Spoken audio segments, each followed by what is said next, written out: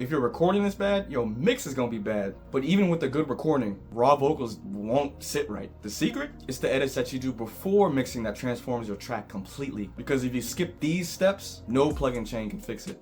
So these are the edits that really take your mix to a whole nother level. It's honestly super simple and it prevents a lot of trouble and hassle during the mixing process. And you'll notice a big difference at the end. So what are the edits that actually transform your vocals? So raw recordings typically come with a lot of different noises in the background, depending on where the artist recorded them. Their feet might be stomping.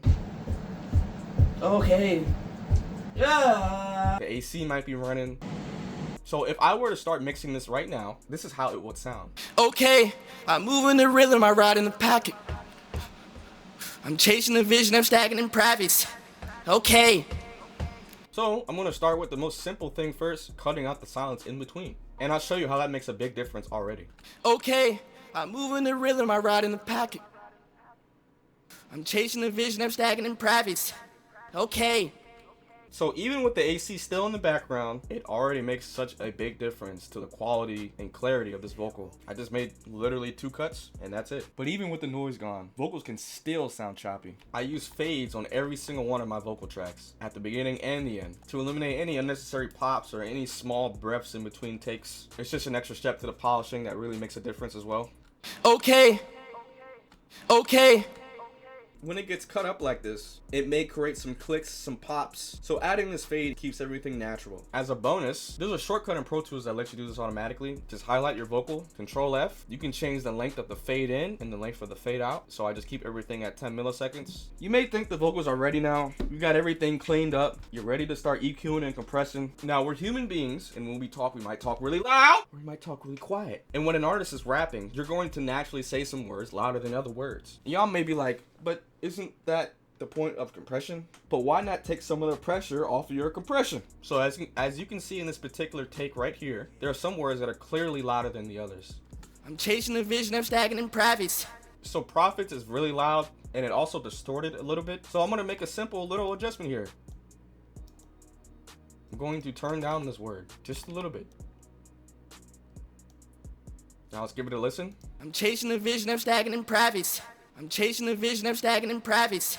Obviously, this does not fix the distortion, which is another reason why the recording process is the most important part of the entire mixing process. If the recording itself is already jacked up and trash and has all kinds of background noise and other stuff that you can't fix, you don't have to accept the project. But even if the dynamics are set right, the whole mix can still break apart. So before your vocal actually goes into the plugins, you gotta make sure that it's not peaking. So in Pro Tools, you can turn this setting on, pre-fader metering, to see how loud your vocal is before it gets affected by any of the plugins that are in your chain. So right now, this is a little bit too loud for me. It's kind of hitting around 15 dB. I don't really want that. Most of the time, I set my vocals around -25 to -30 dB. And this gives headroom for your plugins to work, especially when you start adding compression and saturation, because you can easily start peaking your vocals really fast and it can sound really distorted. So all I'm going to do is just highlight the vocal and just turn it down by a few dB. Okay, I'm moving the rhythm, I ride in the pocket. So these are the edits that I make before I actually start mixing that makes my process way easier.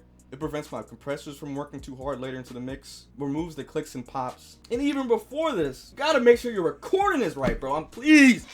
Oh my gosh, bro. Make sure you turn your fans off, turn the AC off, tell people to get out the room if they're gonna be talking while you're recording. It's okay to move around and stuff while you're recording, but don't be bumping into stuff, banging on the floor. The mic probably gonna pick it up. Mixing doesn't start with plugins, it starts with preparation. And these edits transform the vocals so your tools can work the way they were intended to. But that leaves the final question. How do you get a good recording in the first place? In my next video, I'll show you how to get a good recording from the jump. If this helped, check out my last video where I showed you the 3 plugins that are on my vocal chain every time. And if you want more content like this, hit subscribe and hit the notification bell.